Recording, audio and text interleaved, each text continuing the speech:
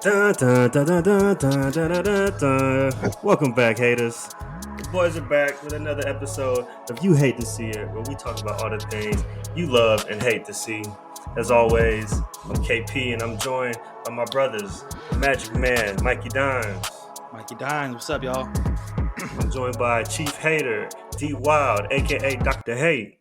Yes, sir. Bayless. And the one and only My takes are good. We're not about to let that one. Nah, this I'm about man to add that. slandering I'm my about to add that name. to the intro. We about to have the Daenerys intro. And last but not least, the one and only Citadel's own Archmaester Alex, aka Darth Hilius, aka Aegor Martell, first of his name. Let's go. We in How we here. doing today, fellas? We're doing great. Yes. Doing great. Doing Ready to great. pod Doing out. great. We had a classic Thrones ep, man. Classic. Classic yeah, hot man. Yeah, we got episode. a really good episode, number 2 of House of the Dragon. But before we get into that, spoiler warning: if you have not seen episode 2 of House of the Dragon, Super duper spoilers. Get the fuck out! all right. Now that they're out of the way, let's make like the crab feeder and get it cracking. He's ready for that one. Ready for that one. I'll be here all week, ladies and gentlemen. He's no Oh, Sam man. J. The marvelous KP. No, for real. All right, so Very apropos.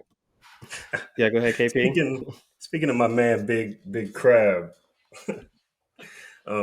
So we start off the episode with some footage of him doing his thing. Well, you know, hold he's up. got the Before people. we even jump that, man. What do Oh we get shit! before My that? bad. Oh. Hold on, I'm jumping the gun, man. Hey, we got a new motherfucking opening credits, man. How about There that? we Right. go. Let's go. All New right. credits. Let's go. New opener. Been waiting for this. Obviously, we get the classic Game of Thrones score. Ramin Djawadi, it's classic. In his bag. I'm not gonna lie to you. When I was looking, I was like, "What? What am I looking at?" I was like, "What?" I was trying to I was looking. I'm like, "Okay, it's obviously blood," but I was like, "What? Where is this? What is it supposed to be?" What did y'all think? At first, when I was watching it, oh, go ahead.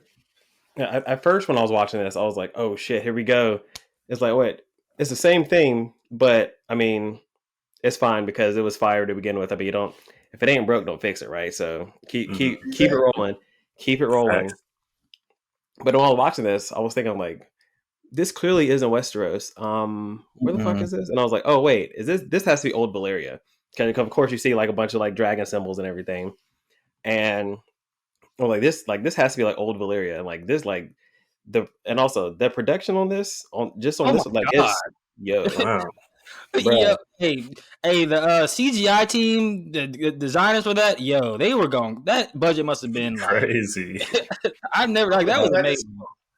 Hey, they showed them the bag, and they came through because that production was amazing, and I'm sure you might get into this too, KP, but as I was like watching through this, and then watching through like some YouTube videos and just kind of seeing like how everyone else is kind of reacting to the episode as a whole.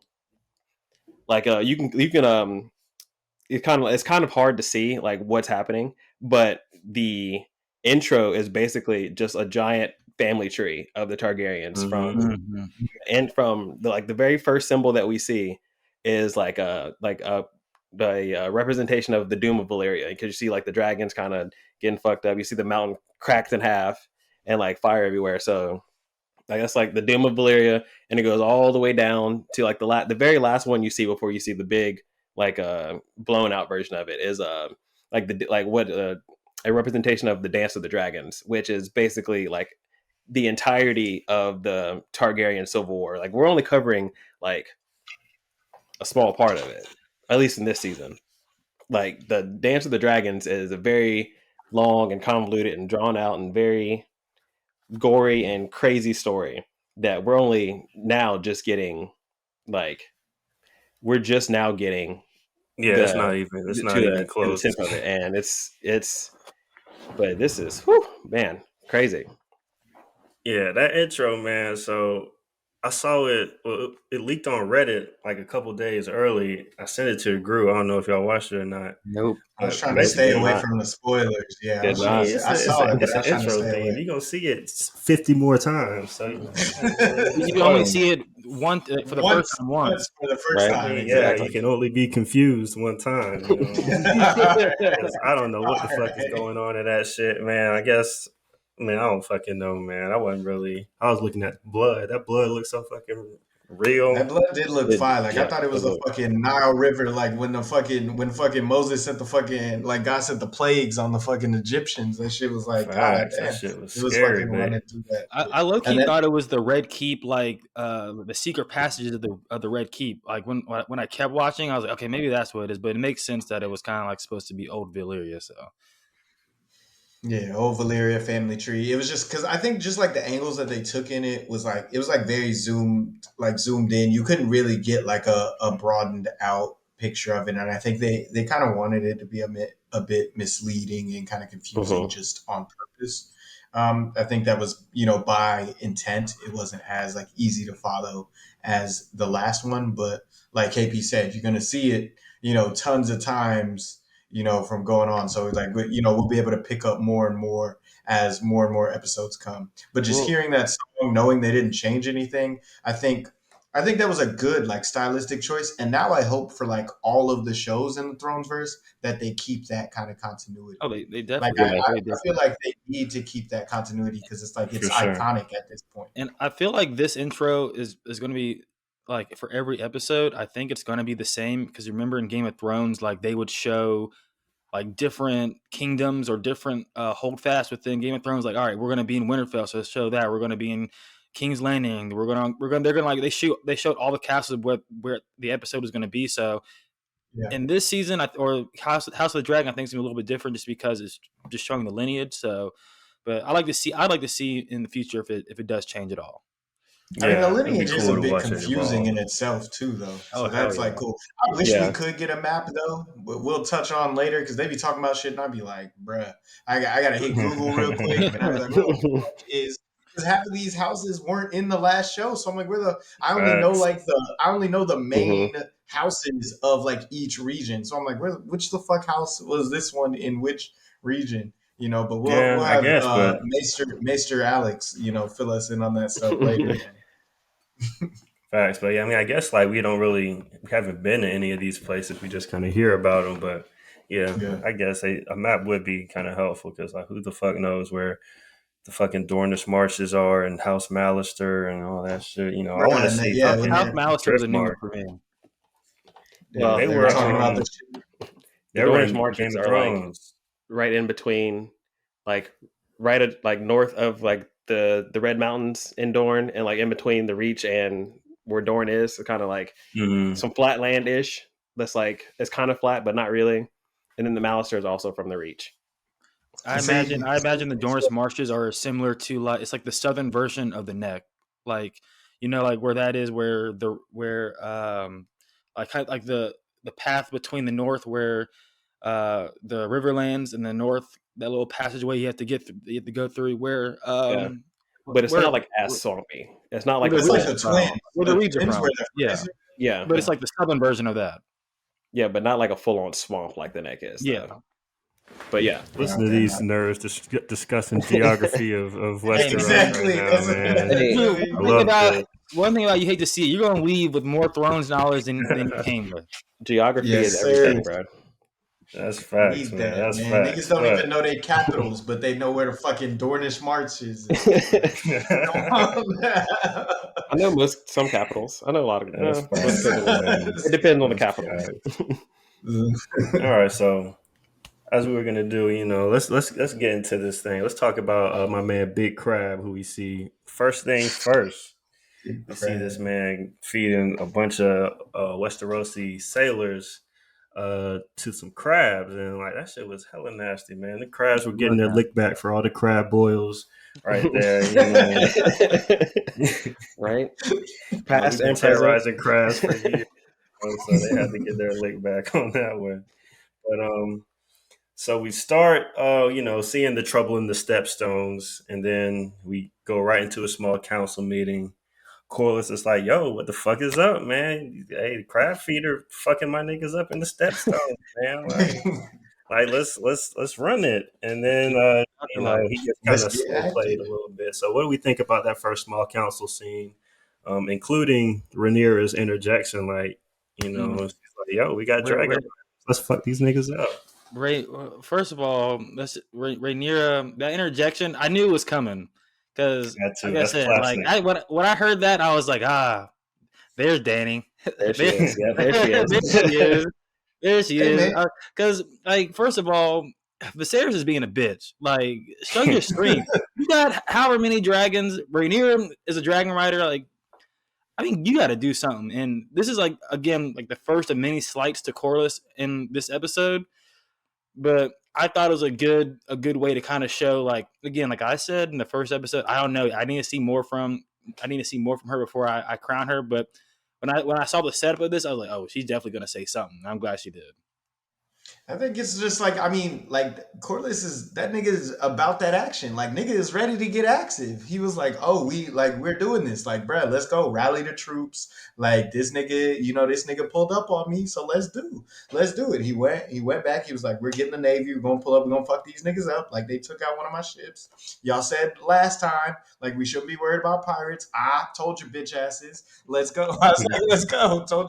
Told you they was about to fuck my shit up. Like, come on now. Also, let's not forget that there's been a time skip since the first and second episode. So it's been like 6 months of them bullshitting in the Stepstones, and Corliss is like, "Yo, what's up?"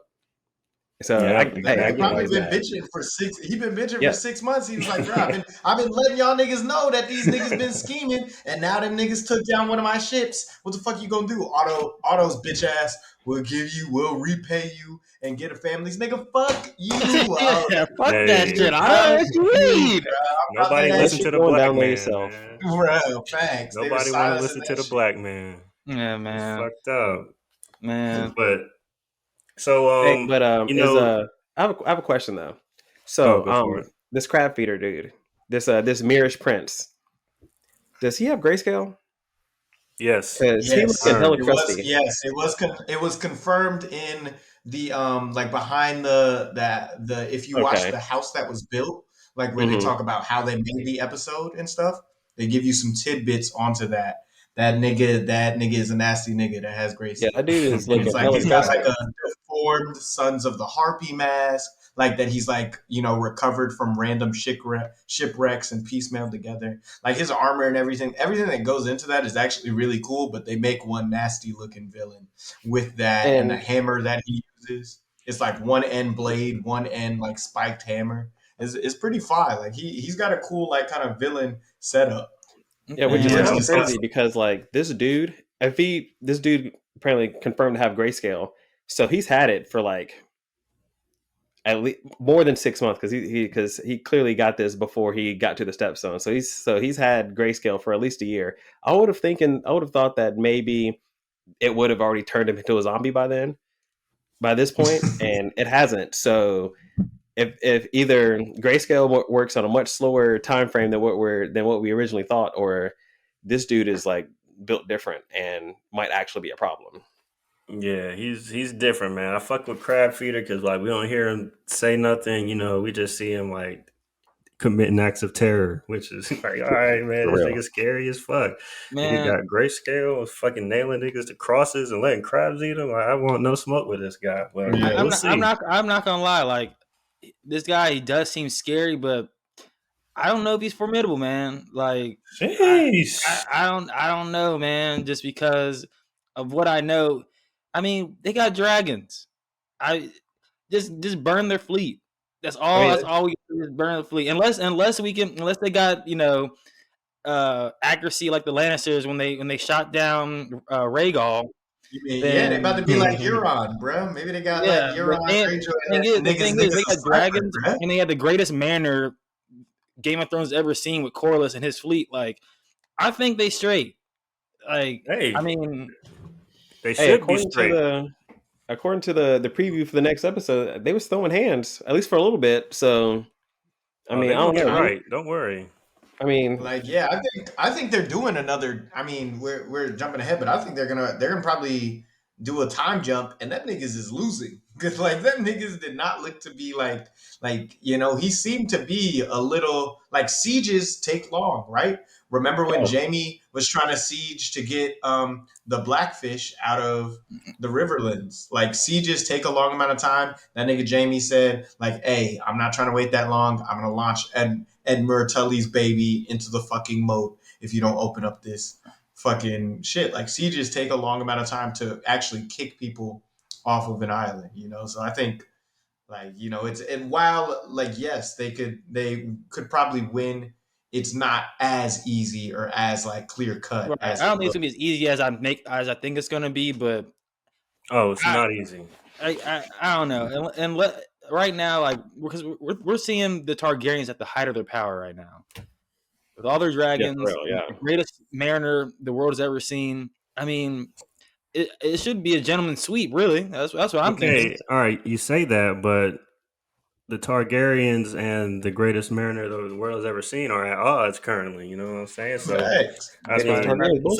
it's only one Targaryen that's rolling with. We haven't gotten there yet, obviously, in the part of the pod, but there's only one Targaryen that's rolling with Big Corlys. So man, it's going to be tougher than you might let on. Yeah, well, like I said, like Dante said, it looked like them boys was in distress at that preview. So we're going to see. That's going to be like, this episode was a great episode, but it's also even better of a setup episode for what's going to happen. So absolutely, yeah, that sounds like a classic. That's how I said it's a classic Thrones episode. Like so much happened without like actually not a lot happening. You know what I mean? Mm-hmm. That's a fact. So after Rhaenyra's interjection, they're like, "All right, let's get this bitch out of here. Let's go send her to go look at some boys. What she's good at." So they take her out to which go is crazy find because she's the heir. Like you would think they treat her with some more respect. Like it's not like she just got named heir. She's been heir for like 6 months at this point. Like show her some respect. Didn't change at all. Right? Didn't change at all. Because they know, they're like, yeah, don't worry, King's gonna marry. He's gonna have some more heirs, and they're just like they're really slighting her. But I think it's kind of funny how, like you were saying, like they give her, I guess, to make her feel important, they give her the job of choosing the new Kingsguard, and like little do they know, like this decision is gonna factor in huge in the plot later on down the line. It's kind of like one of those Easter eggs that we get to see. Like this isn't that important, but it really is. Absolutely. So as they go to the little courtyard, which is getting a lot of minutes this season, it's getting a lot of minutes. It's cool. We saw Cersei had the map painted there in Game of Thrones. That's where she fucked up Littlefinger. So it's cool to see that kind of courtyard getting under us. But so they introduce a couple guys. And all these nights of summer, man, they all bitch made, man. Summer children, man. Sweet summer children. We got this one motherfucker, goddamn, got nominated for doing a citizen's arrest. Facts. I was like, come on, man. Yeah, the nigga was he was like a would-be poacher. I'm like, damn, nigga can't catch a squirrel? Like, nigga was hungry. Right? We hiring poachers now to protect the president? Come on, bro. Come on now. Man, but that's what happens when it's peacetime, man. These boys get soft, man. Soft as hell. But Kristen Cole seems to be the only person with some combat experience, so Rhaenyra picks him. And like Mike said, that's got some big implications, man. This is a guy who was a nobody 6 months ago, and now he's one of the most powerful knights in the realm. So that can impact a lot of shit going forward. So that's definitely something you want to look out for. Oh yeah, I think it's important. I think it's important, and it just shows how like Rhaenyra focuses more on, instead of names and titles. Like Otto was trying to say, oh, we should consider some other people because they're key allies. They're from important families. She's like, that nigga is not a bitch, and he's qualified for the job. Like that nigga is just qualified for the job. Hey, Rhaenyra in this episode, she showed, I think, at least 3 times her savvy of the politics that work out in Game of Thrones. She showed that she's not an idiot, and then she's shown that she would actually make she would make a good queen. She would make a good leader from the actions I've seen in this episode. I was like, all right, I did. And I think it's just going to come to a point where I think we might get into this later, but it's going to come to a point where she's going to have to inspire people to believe in her, kind of like how remember how John told Danny, it was like, they'll see you for what you are. They'll see like why I follow you and why everyone else follows you. She's going to have to create that because it's not going to be given to her. She's going to have to show people that she's about that life and that she's the rightful heir. Hey, are you joining me on Rhaenyra Island? Is that what I'm hearing right now? Danny's still my queen, but Rhaenyra's got the goods. I'm telling you, Rhaenyra's making moves. I like Rhaenyra. I'm still Team Daemon right now at this point, but hey, I liked what I saw from her this episode. Okay. So, going into what kind of happens next, Corlys gets slighted, and he has a private council with the king, him and Rhaenys, and they give the apologies. They try to patch it up because we got kind of out of hand in the small council chamber, and they propose a plan. They say, King Viserys, how about you marry my daughter Laena? And on paper, it's a good match. It's the richest family in the realm. Laena is described in the books as being like super bright, like everybody loves her. She's very smart, keen, very interested in dragons. Primed to be a really great dragon rider. So what's wrong? She's 12.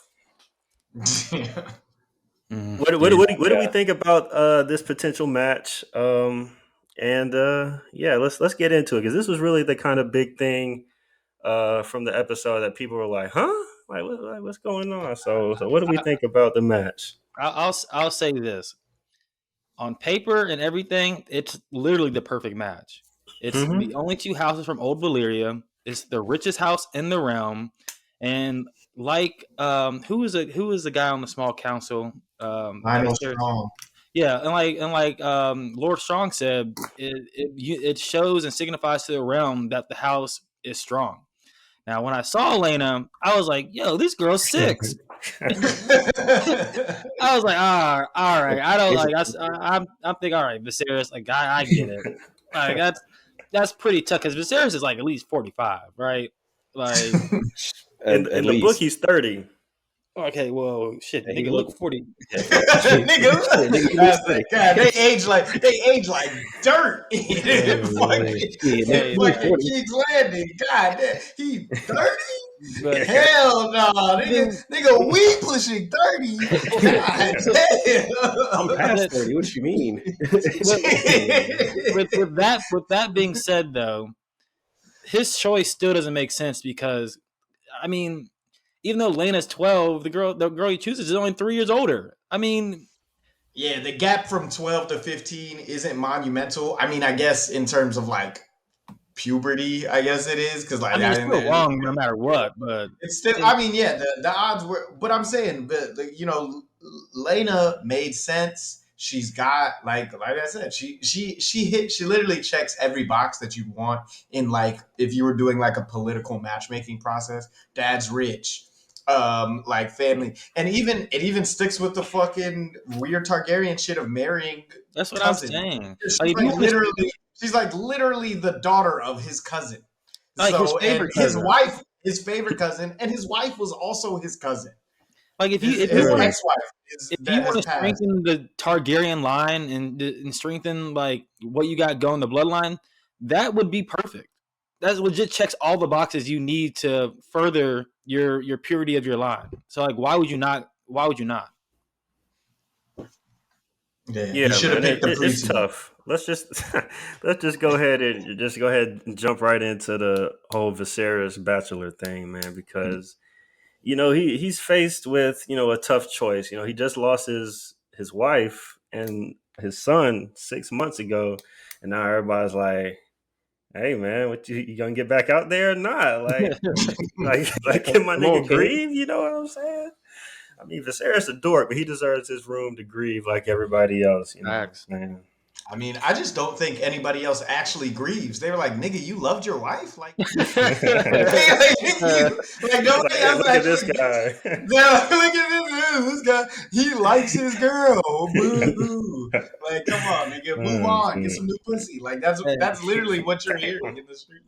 That's essentially what they're telling that nigga to do. I hate Otto. I hate Otto at this point, but I agree with what he said. Like, you're the king, but I don't envy you, man. Like, man, that was cap though, because it was kind of cap, but I think it was rooted in like Otto actually lost his wife and was sad. So I like, it was cap, but it was like, damn, that shit was kind of like you could see how Viserys could see it as sincere. Okay, so riddle me this. Otto last week, literally, while the bodies were still burning, they were still cooling off. This nigga said, "Hey, let's talk succession, man." Nigga said, He said, "Let's talk succession," and now he's like, "Oh, I don't envy you, Your Grace. I don't know what you should do." He was trying to throw the lob to Alicent.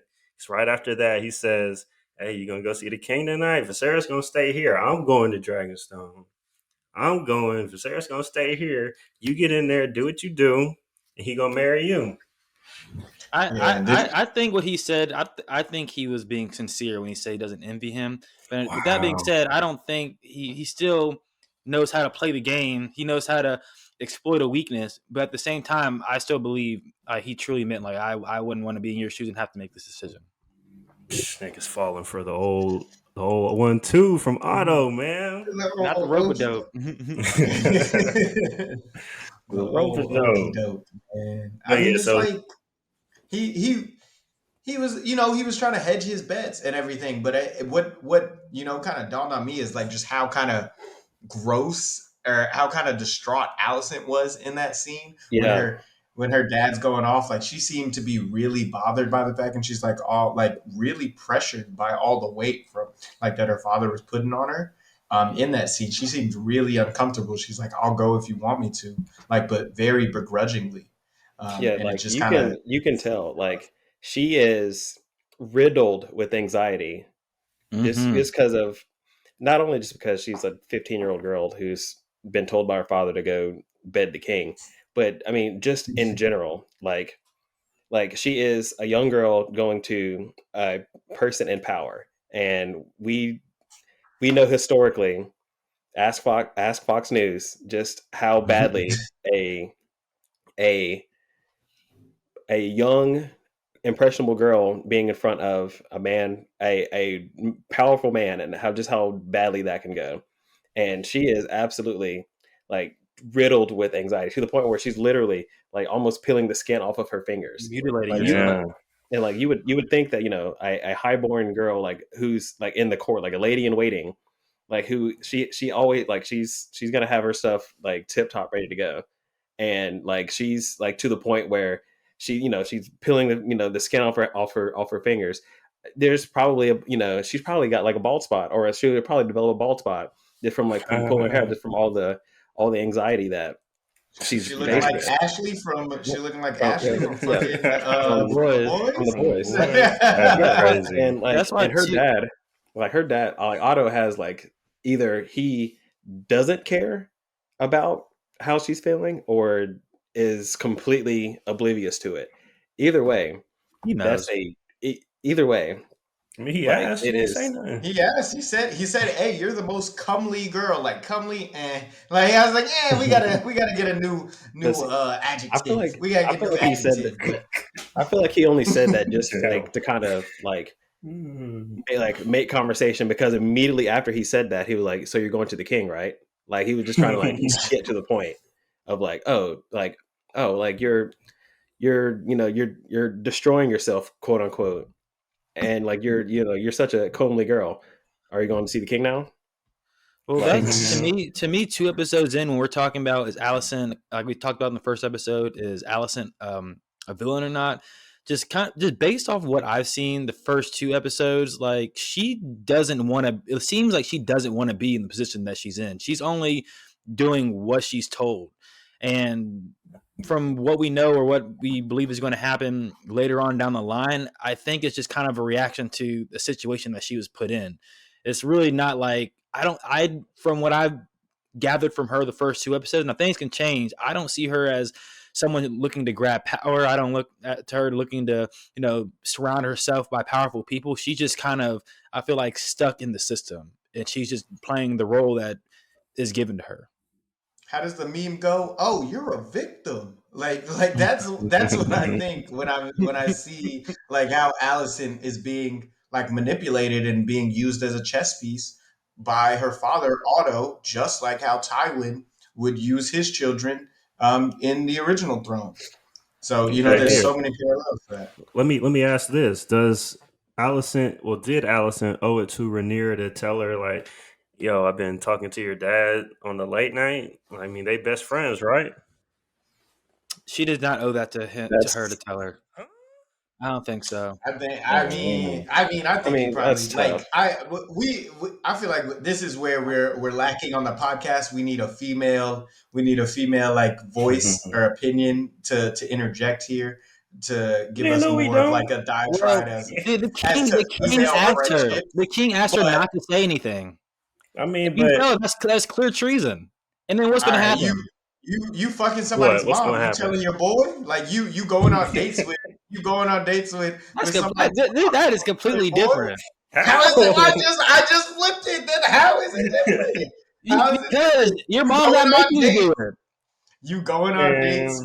Maybe your mom. I don't know, man. You're going. What does he say? My dad's making me go talk to your dad. Like, what's up? Yeah, but the king said, "Don't tell my daughter." I'd be more afraid what's going to happen, the repercussions of Viserys finding out than Rhaenyra finding out. Man, Daemon took Dragonstone and is untouched.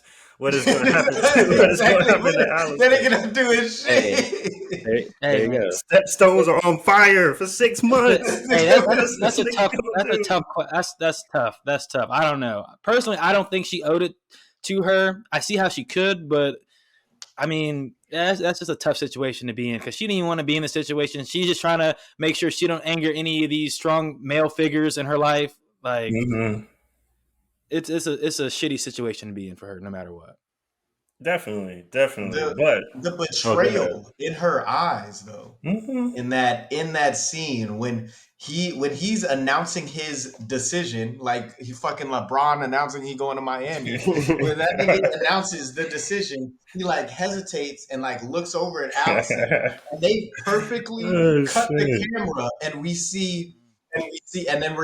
we're looking at Millie Alcock as Rhaenyra, and she turns and looks at Allison, and then as he announces it, we don't see Viserys when he announces it. We're looking at her staring at Allison, and she's just fucking like pissed. She feels utterly betrayed. Her best is gonna be fucking her dad. Millie Alcock, this episode, she hit me in my emotions. Like in the beginning when she was at the Sept and she like started crying over her mother, I was like, I started to tear up. I was like, I know that feeling. I know where she's coming from. I was like, damn, she's really in her bag. And then like you just said, Dante, they cut to her and like just like the facial expression she's made, like she's trying to hold it together, and she's just like, nah, I'm out. I was just like, damn. That was a master class. Millie Alcock has brought a lot to the show. Yeah, she has. Yeah, facts. I'm gonna miss her when she's gone. But so Allison, man, here's the thing. So the king says, "Yo, don't tell Rhaenyra about this." Essentially, right there, she's choosing the king over Rhaenyra. Yes or no? Of course. Yeah. So I mean, when those lines are drawn, like there's no going back. Like once you're like, okay, I'm choosing the king. I'm gonna probably get married to the king. Woo woo. I mean, you chose your side, man. You make your bed, you lay in it. So now we're not friends anymore. I'm not saying Rhaenyra should still be friends with Allison at this point. I'm just saying I see why Allison wouldn't tell her. Yeah, I mean, yeah, I see both sides. I think Allison is really kind of in that Sansa bag, but we didn't get as much, kind of characterization for. Well, we did, but like we didn't get to see like the kind of anxious side of her. She was crying a lot, but She was She more cried every like episode. she was more like a whiny crier than like this is fucked up crier. You know. Yeah, I was gonna Don't say do Allison that. reminds me of Sansa, just like a stronger version of her. Mm-hmm. Yeah, But I believe from the Allison jump. is Yeah, older though.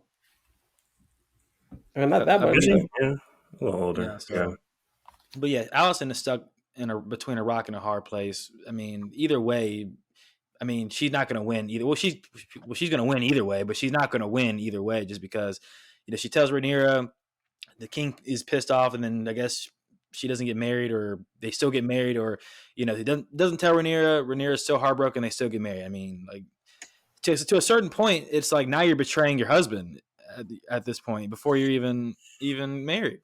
Well, It's I a mean, I dirty think before game. that, it was just like her dad too. Like, she's getting pressured by her dad to go visit the king. Then the king is now like opening up to her and like, has that trauma bond and feels like a confidant with her. Cause I don't even think it's like, I don't think it's like really anything on like a sexual basis. I really just think he enjoys like her company. I do too. And, kind of like talking to her about like, she's someone that enjoys history as well. And he's like, when he's explaining like his remodel of old Valyria and everything, and she gives him that gift, mending the Lego broken set. dragon that he drops.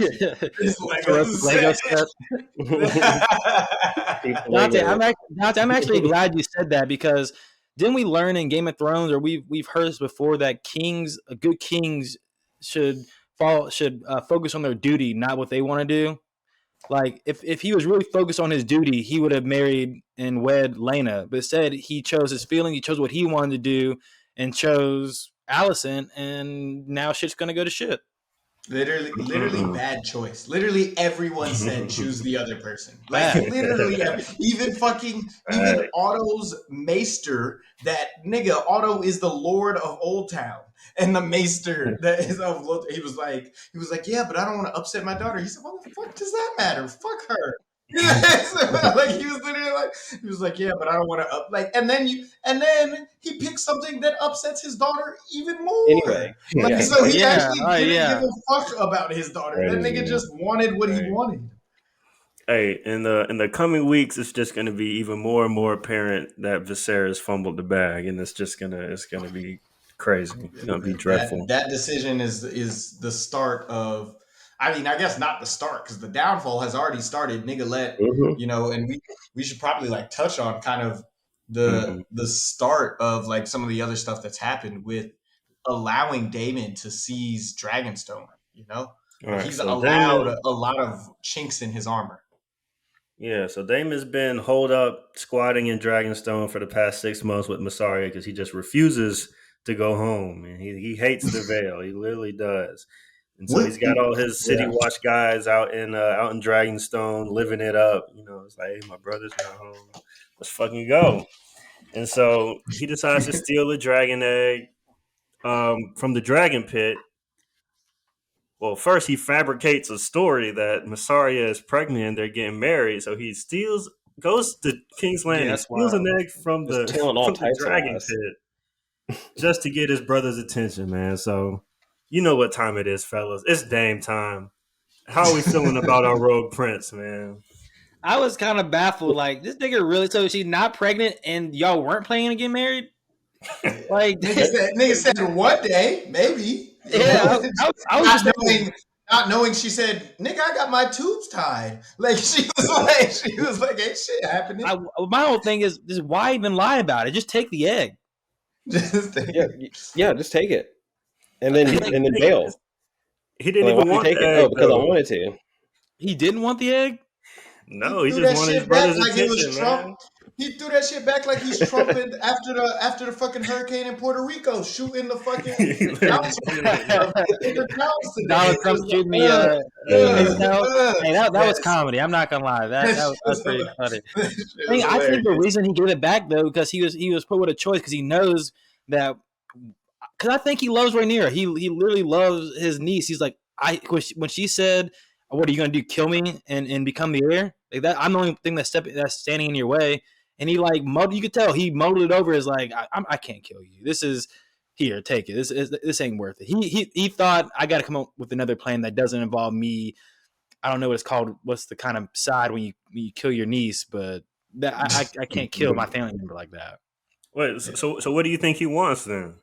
He wants the throne, and what I think he should do is why not if that's what you're eyeing, you want to be the heir. Why not just marry Rhaenyra? Yeah. Why make that face? I was like, man, we gotta stop. At least the others were distant cousins. They got married his direct sisters. Nasty. They got married his sisters. That's 100 years. That's 100 years before this show happened. Man, we ain't gotta go that far. Yeah. The Targaryen is still next. Come on, Mike. You acting like that's like completely out of left field. It makes sense. It is. I mean, I know Danny and John were aunt and nephew, but that shit was they didn't know. Like this one, this nigga has known her since birth. Like, I guarantee you, not even that far back in Targaryen lineage, that one, brothers and sisters married each other, and two, brothers and first cousins married each other, or like marrying within this family isn't an issue. Jaehaerys's wife, Alysanne, was his sister. They went behind their parents' back because like it was outlawed in the Seven Kingdoms until Jaehaerys was like, nah, us Targaryens different. You gotta let us get married. That's So that's what I'm saying. That's what I think should be their plan. They both, because they'll both. She'll be queen, he'll be king, and the Targaryen name will still be passed on. And Daemon doesn't even really want the throne. I think he just wants the title of king and let Rhaenyra run the kingdom, the queendom. I think I disagree. I think Daemon wants the throne. I think he wants the throne. I just don't think he's gotten to the point where he is ready to kill his family over it. I think we are seeing him start to get there because he's getting bolder and bolder with the ploys for, I guess, attention or statements that he wants to make. Because, I mean, seizing the Targaryen house seat instead of going to Roomstone, like I don't even know where the fuck Roomstone is where, but that's in the Vale. Oh, okay. I only know where they got the moon door in the Vale. Like I said, the Royce family, Lord Royce, from Game of Thrones.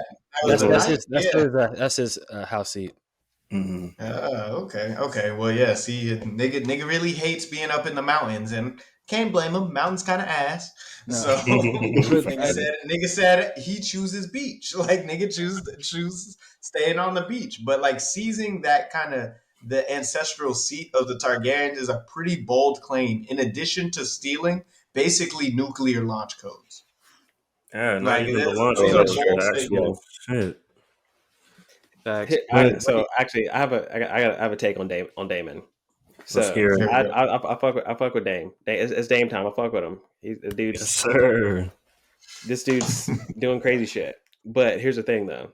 I feel like Daemon is like almost like a rabid dog. Not even a rabid dog, just like a dog chasing a car. Like he wants the throne. He has ambition. Yeah, he wants the throne. He has ambition. He wants to like ascend to these higher, like these lofty dreams, but there's not really any follow through with what happens next. But I want to be king. Like I want the title of being king, and then what? Like he wouldn't like he doesn't know. I feel like he wouldn't know what to do afterwards. Like he's very smart. He's battle tested. He knows. Like he's like your prototypical knight, like the type of person that you would want on your Kingsguard. Like the type of person that the Rhaenyra should have been choosing from is the type of person that the Daemon is. But those type of people don't make good kings. We've seen this time and time again. Like Robert, good. Like he was the best warrior in a generation for decades. Like you couldn't touch Robert Baratheon. You couldn't touch him. He was untouchable. But once he became king, like it was peacetime. There was no war to fight. There were hardly any wars to fight or any insurrections to put down. He's just out here doing king shit. But he didn't give a fuck about being a king. He was just drinking and slinging that dick and king, and that was it.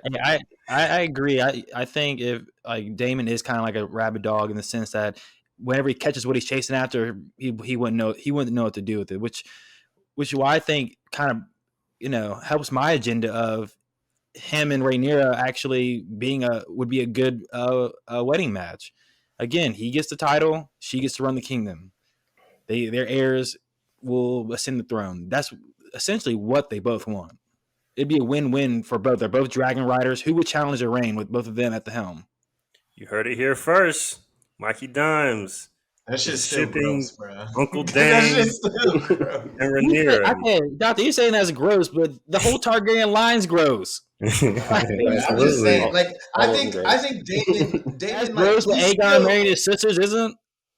All that shit gross, nigga. Damn. Shit. You want me to say it, Mike? Yes, all of it's gross. God damn. God damn, yes. All that shit is gross. Of course it is. I'm just saying. I'm playing the Game of Thrones. Do you want to be in the or not? We don't gotta propagate it. God damn, bro. Shit. Game of Thrones already propagated. Hey, is this the same man that said he should have picked the preteen? Hey, man, because he should have. That shit is less gross. I didn't say it wasn't gross. I said all that shit was gross. It's just Rhaenyra is damn 56, 18. I don't know how old she is. She's not 18. She's the same age as Allison. She's 15, bro. More than 12. She's 15, bro. I mean, sure, better than 12. But I'm just saying, like that nigga has grown up with her, bro. Like he's known her since she was a fucking baby. That's some OD level pedophile shit, man. At least you can argue with brother and sisters. They're at least similar ages. I will say, Damon is supposed to be only 12 years older than Rhaenyra. Only 12 years older. That's still a lot. I'm 12 years older than my brother, and I feel like an uncle. So shit, that shit's a lot. No, but that scene at Dragonstone was pretty dope when Damon draws a sword, puts it on him, then all of a sudden you hear Caraxes in the back. The what is he called? The red worm. The bloodworm comes crawling over the mountain. I'm like, okay, this nigga looks formidable. And then we see the clouds start doing their little thing, and then Cyrax goes flying through. I didn't know that Cyrax was that much. Cyrax is a lot smaller than Caraxes now. Oh, I was like, okay, ooh, that battle in the air. I think I'm taking Caraxes in a sweep with that. I don't know what kind of flyer Rhaenyra is, but Caraxes is a lot bigger than Cyrax. I'm actually not thinking about it. The fact that with Caraxes, like the fact that he's like so deformed and like weird looking, only kind of like Caraxes, like they're the dragons, or I guess the dragon riders the dragons and the dragon riders kind of mirror each other. And Caraxes is he's a deformed, kind of wild, crazy beast, and it only kind of fits that Damon, his dragon rider, is also kind of a wild and crazy beast. Like you clearly see that Damon has softer sides to him. Like he very clearly cares about Massaria. He told a lie on her about her beforehand, but he cares about her. I mean, he took her with the Dragonstone. Like he cares about her. He cares about Rhaenyra. He cares about his family, but also at the same time, he's got that mad dog to him, and like it only the two kind of mirror each other. One thing I wanted to say before we passed over, I thought it was dope how when Rhaenyra was in the small council, she like spoke in Valyrian's, like, which egg did he take? And it was like supposed to be Dreamfire, the one that was supposed to be was it Dreamfire? It was Dreamfire. Yeah. It was like Dreamfire. It was it's supposed to be Prince Balon's egg, and I was like, that's when like, okay, nah, you really disrespecting my father and my brother. Nah, I got to handle this. That's when I was like, all right. Yeah, she was ready to rock. She got it. Yeah, she got up like Russ and said, "Let's ride." I saw that, I was like, she's clearly going to Dragonstone. She said, "Let's ride." But hey, bro, I think Cyrax got a better chance than y'all think. That nigga Caraxes too skinny. too skinny, Slim Reaper, looking out there looking like Chet, man. Just because of how chill, but just because of how Caraxes is built, I just kind of got this image in my head. But I would like to see. It's probably not gonna happen. I would like to see him like wrap around something like a snake and like crush it. Oh, that'd be lit. Try to choke something out, man. Put him in a sleeper hold or something. Lit. that would be crazy. Hey, that would be cool, man. That scene was beautifully shot, and like I think we're definitely gonna see some dragon fights in this show. I would be team Cyrax over Caraxes as of right now, but I loved like the different roars, like the different distinctive roars. His was kind of like it was like a screech more than I think of like a roar or whatnot. But I thought that was really interesting, that touch there. And I think, like you said, Alex, Daemon is still, he's got the side where he's kind of wild and unhinged, but he's still pretty soft. Like he's soft for the people that he cares about. Yeah. Even towards the end of the show, as they start to, Corlys is sick of being slighted, and he's over here talking to Daemon and pitching him on a proposition to support his incursion into the Stepstones. Like he's over there kind of talking shit about Viserys, and he's like, "Hey, chill out. I'm the only one that can talk shit about my brother." Yes, I was like, oh, damn. I like that. I like that. He still cares about him. He's like, "I'm talking shit, but like, not everybody gets to. I'll bust you in the mouth." No, that shit was funny because all right, so we'll get into this in a second. Let me get this segue on. So Daemon, obviously, short attention span. So if there's something that's going to take up, his time, take up all of his attention, it's war. So, let's get to it. Corlys calls him to Driftmark and gives him a good ass speech, man. Good ass remember the Titan speech, man. My man says we are basically ready to run through a wall. No cap, man. It's like, hey, look, man, I got this shit out the mud, brother. Facts. Like, come on, don't play with me. I'm a trench baby. He said, unlike all the other lords in this kingdom, I'm the only one that can say I built my house on my own back. On my own back, nigga. I was like, all right, that's tough. Like, how many ships you got? A lot. I know. No kizzy, but yeah. So Daemon's like, yeah, man. My brother's a bad king, and Corlys like, hell yeah, man, fuck that nigga. And Daemon's like, chill. Chill, nigga, chill. Be tight, but chill. Corlys started flaming that nigga. He said, "You getting too familiar, Corlys. You getting way too familiar." So this is the link up of the century, man. We got to support the black man always, and it's Dame time on this pod at all times, 24/7. So, man, what do we think about this link up? We spoke about it a little earlier. The Stepstones. Hey, the Triarchy.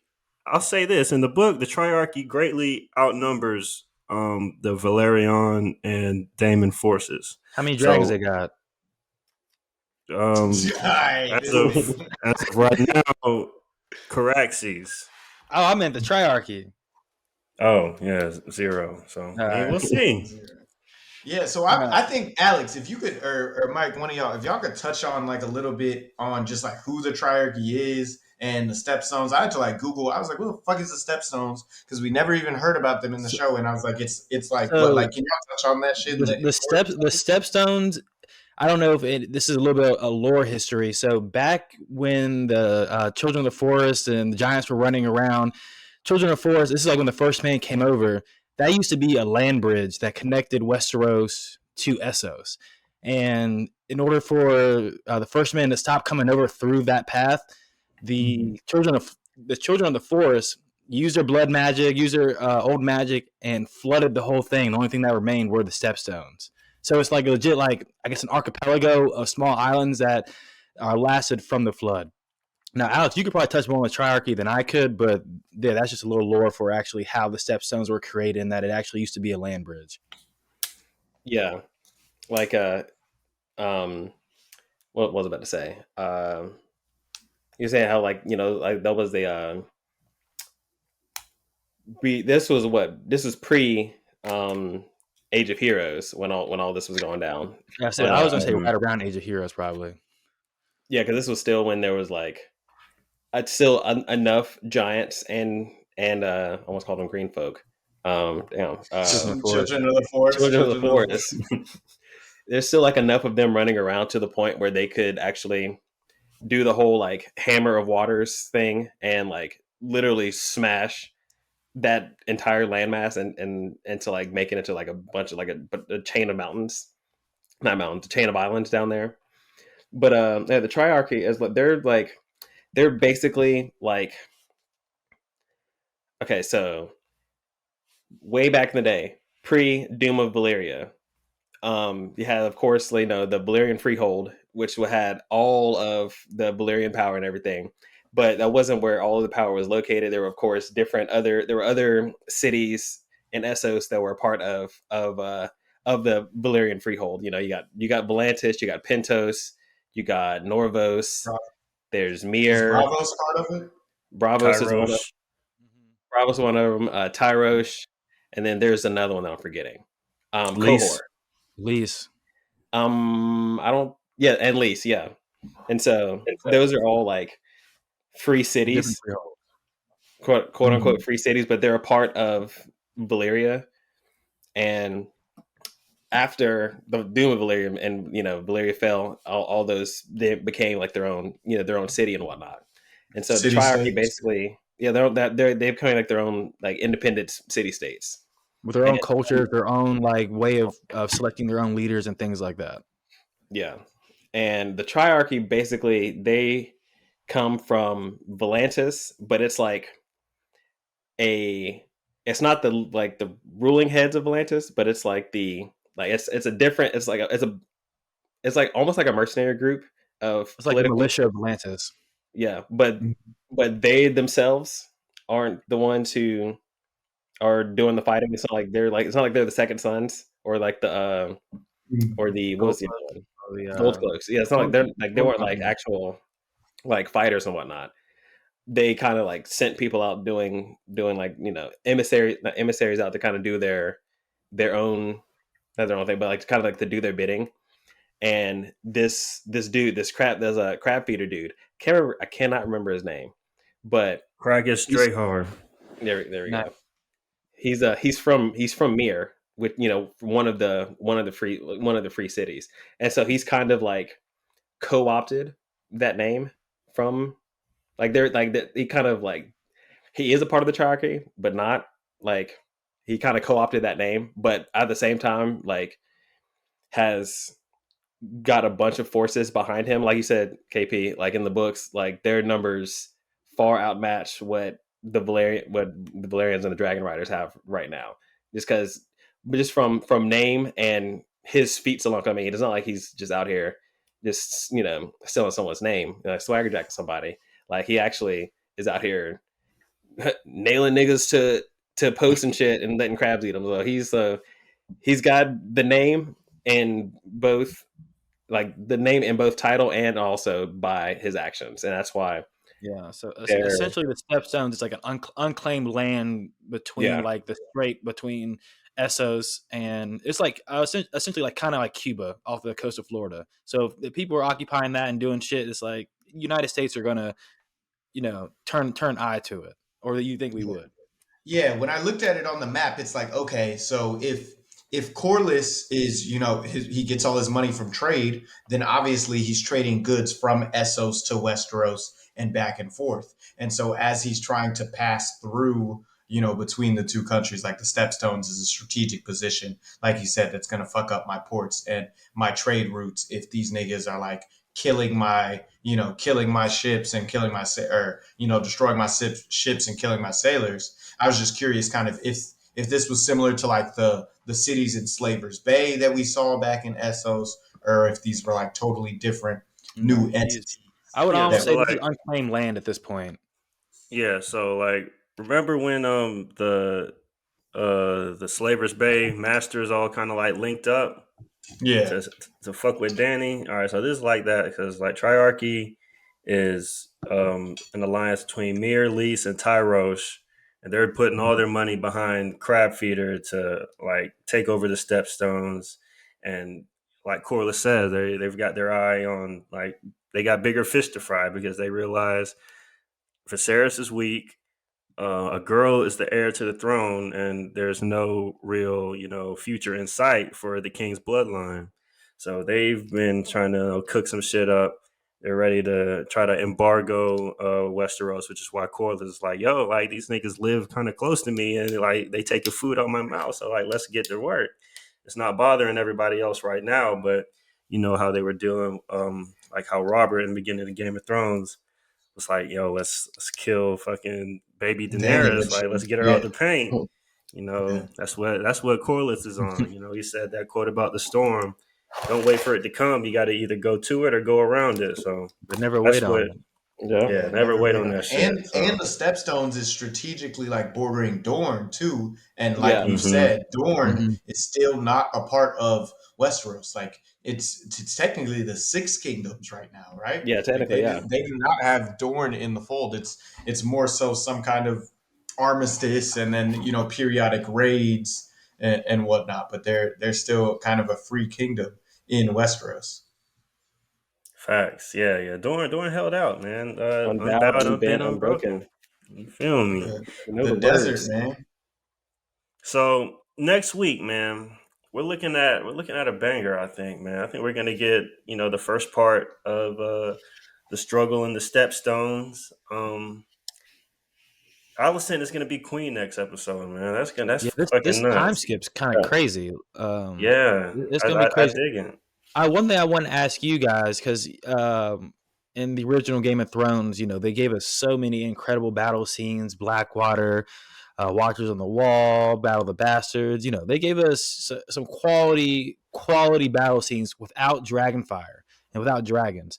So I'm curious, do you guys think we're going to get any battles during House of the Dragon that doesn't involve any dragons? Do you think it's just going to be just knights and spears and shields just going at it, like just like out the paint, old school Game of Thrones? Do you think we're always going to have that one trump card just with a dragon that's going to come in and just blaze everything up?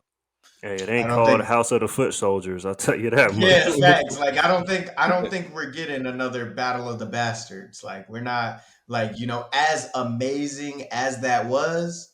And like as you actually feel so immersed in that struggle and feel like you're Jon starving for air in that situation, like they just have 17 dragons in this show or however many, and House of the Dragons is in the name. Like that's the one time that you really get to see the dragons get in their bag is when they burning shit down. Like other than that, why is a dragon on screen? I'm excited to see how it compares to Game of Thrones battles, like with these dragons, like how they incorporate them and how it's going to compare to, the battles that I just mentioned.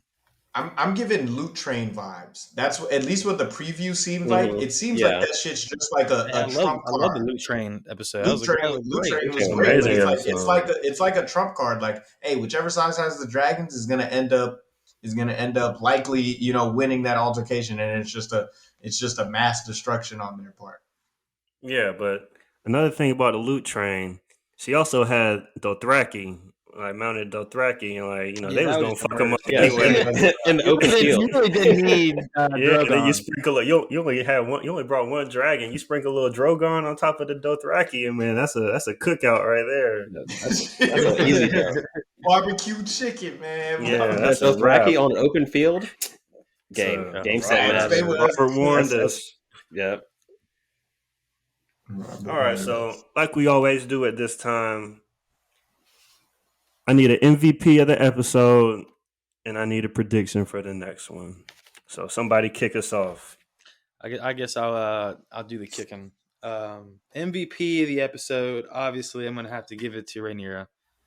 She had multiple scenes where I was like, okay, she's her lady of action, is going to show that she's about that life. She's going to show that she deserves and is going to take the throne and prove to people, that she's deserving, which is what I love. I got a real Dany vibes from her. Predictions. I wish I would have had my prediction from last episode for this one, because I think I predicted the Stepstones and the war were going to happen this episode. So I'm obviously we saw the preview. There's gonna be war with that. I think we're gonna see because we've just seen the previews that Alicent gave birth to Aegon. So I think we're gonna see a little bit of animosity again towards them. Maybe we're gonna see like the brewings of the start of the Civil War between them. I think that's what we're gonna see towards the end of that episode. Okay. I'll Who's say, next? see here. Of course, my MVP for the episode is of course Rhaenyra. Like you said, Mike. Yeah. I mean, Millie Alcock. She is like chewing up every single scene that she is in. She's done a great job. She is doing phenomenal work. Like the range that she's able to portray, and like she really didn't have too many lines per se, except for like her encounter with Daemon at the Dragonstone. But like she didn't have too many lines per se, but just her presence on camera and just the way that she carries herself and just commands the room. Like you kind of have to like look and look to find out where she is. Pay attention to her. Yeah, like that's big time. And Millie Alcock is going. If hopefully hopefully she doesn't get bullied off of Twitter for something for some stupid shit that happens in this show. Canceled. Like hopefully the toxic Game of Thrones fans don't get to her. But she's kudos. She's my MVP. And then see here, my prediction. I like for the next episode and kind of going forward. My prediction is that every episode we see Viserys, he's gonna have some new rotting wound. Because we saw in the first episode he had that thing on his back that was not healing. Mm-hmm. We saw in this episode his pinky was he had the Dumbledore syndrome. Where he had the Dumbledore. I was waiting for somebody to say it. Like, he got cursed, and now his fingers rotting away. So I feel like next episode we're gonna see him. Next time you gotta. I don't know if it's gonna, unless it's something that's very obvious, like like your whole arm is now turned black because it's rotted away.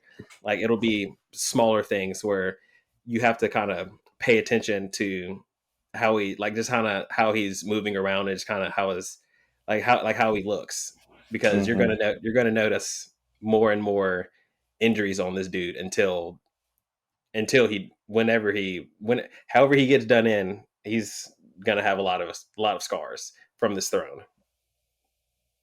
Right on.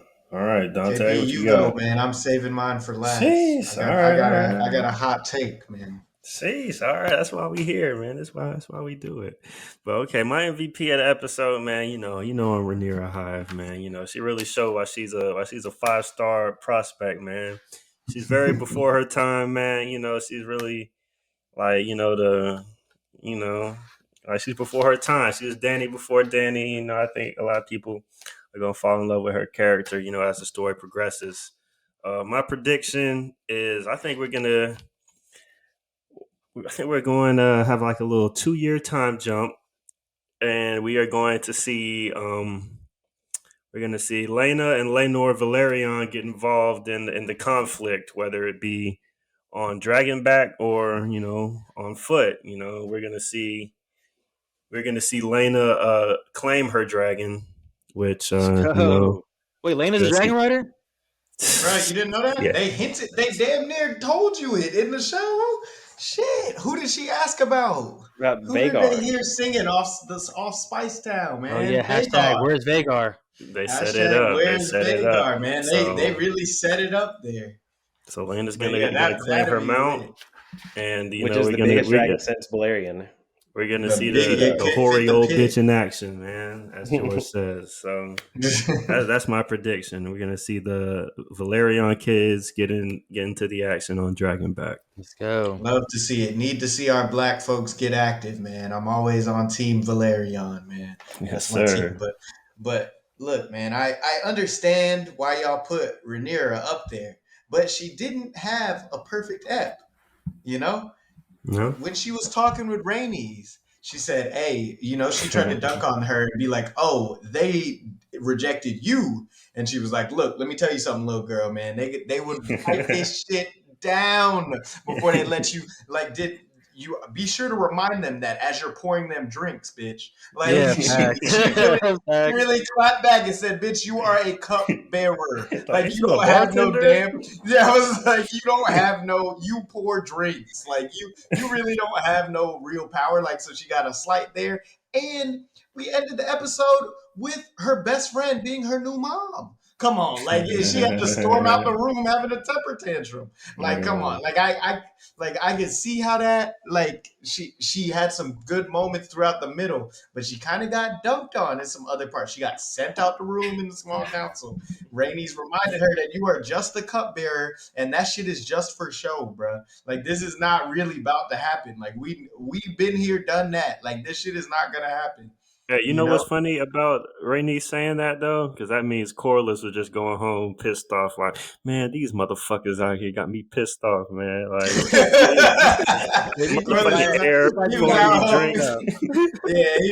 Corliss coming home like Stanley on The Office, just pissed, man. Like, these crackers got me fucked up, man. He out there bitching to his wife, man. I was like, you wouldn't believe this shit. I know Corliss is out there like that. But no, man, I gotta give MVP to Chief Schemer, man. The slime ball himself, Otto Hightower, man. That nigga put a plan in action. That nigga put a plan in action and executed it to flawless perfection. You should have seen the way that smug ass nigga sat in the chair after Corliss got up like that. He was sick, man. But the thing is, if Rhaenyra wouldn't have showed up at Dragonstone, he probably would have been dead. But he still went. He still went, still came back. Like, and who saved him? Who saved him? Nigga and got when they got the egg back. Nigga got a W. He might not have been the leading scorer, but still got a W. still got a W. And that nigga got his daughter to be queen, and is gonna have his bloodline as, you know, the more unrefuted claim as heir to the throne. So I mean, that nigga really enacted a plan 6 months ago and saw it come out to perfect fruition against all of everyone else's better judgment. Literally against everyone else's better judgment. That nigga still won. Like, here's a hot take. That's real. So it's hard to, you know, say he was a loser. I feel like that's flawless execution on his part. Otto Hightower is the Draymond Green of Westeros.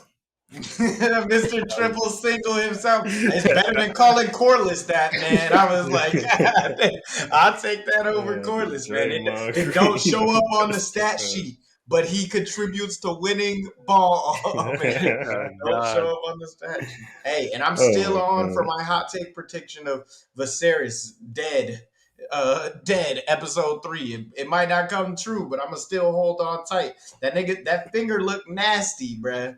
Nasty as fuck. Who knows, man? That nigga might slip and fall and end up like Maegor, stabbed through the neck on the throne or some shit, bruh. You know, so you sticking with that prediction? All right, I'm ladies stick and gentlemen. with the hot take. He's not gonna make it through episode 3. We're seeing a significant time jump, man. We're like the baby is already at least a toddler. Based off that picture, so we see it. Year and a half. We see it. That nigga, that finger not gonna be looking good.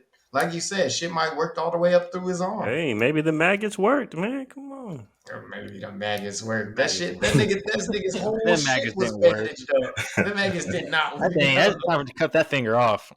Hey, this dude nigga didn't get his tetanus shot, man. Nigga. This dude literally said. While he was talking to Alicent, he was like, while he was talking to Rhaenyra, he was like, your mother's death is a wound that will never heal. While you can very clearly see his rotted ass finger, like, is rotted away. Like that's clear foreshadowing. This dude ain't gonna make it. Like, he ain't gonna make it. Like, he got wounds. I might amend it to like episode 5. Like, give me like 2 more episodes. Give me like 2 more episodes. But I don't think he makes it more than halfway through this season, man. This is kind of a segue. I know we're about to wrap up the pod, but there's one part of the show that we kind of skipped over, and Alex just kind of brought it up and helped me remember. But when he was talking to Alicent in his little room, and he was giving the breakdown of like the Targaryen history and the history of Old Valyria, and talking about how the Freehold and the Dragon Riders, the strongest of the Dragon Riders, lived like in the volcano, and like the volcanoes where they did their blood magic and all that. I just thought that was kind of a dope aside to the lore of Game of Thrones, and the fact that we keep getting little tidbits like that so far in the first episode and the second episode, it's just because I feel like only people who are like deep nerds like us would even know about that, and it's like, oh shit, they're shedding light on shit that isn't really common knowledge, but stuff people should know. That's Hey, fan they're service sprinkling done them the right seeds way. for the GOTEU, man. Sprinkling them seeds. we about to get some after the show stingers. We're motherfucking watch Jack and Hagar pop up in the after the show stingers. The Man Thrones has no verse, name. man. Thrones verse, Melisandre pop up, motherfucker. I've been here the whole time. Hell, she's like 300 years old, so I mean, yeah, she she damn sure could be alive. That bitch is old as fuck. Yeah, I mean, she canonically she's alive right now. Yeah, I don't know what she would be doing in Game of Thrones, House of the Dragon. So shit, she probably actually no, because I was about to say she probably still in slavery, but no. Damn. Low key, I think she might be. I don't know, man. Maybe, man. It depends on when she got out and when she got that necklace, you know. So yeah, we'll see, man. I don't want her to really pop up, but I saw a tweet that said like she wants to come back. Like, yeah, no shit, she wants to come back. Like, that's the bad. wants to come back. I haven't seen her anything other than Game of Thrones. Of course she does. Literally. So let's see. We got hour 16. Let's wrap this thing up, gentlemen. Anything? Any final remarks y'all wanna say before we peace out? But I touched on what I wanted to say, so tap in Sunday at 9. Every Sunday. Go follow Man Gossip on Twitter, Instagram, YouTube. Man, we gotta get our views up, man. Y'all go watch the YouTube videos, man. As much as y'all love the Spotify and Apple Podcasts, man. Hey, let's go on the YouTube, man. We can't be out here with 6 people. Come on, fuck with your boys. Fuck with us. Fuck with your boys. Come on, haters. We need the hate. Come on. You gotta tap in the hate. Gotta tap in. We love the love, but we need the hate. Come on. But with that being said, we are wrapping up episode 2. We can't wait for next week. It's about to be a crazy one, man, because they're just kind of zipping past all like the minutia and just like time skipping to all the big shit, which is cool. I love it. So let's motherfucking do it. All right. Can't wait to talk with you boys again next week.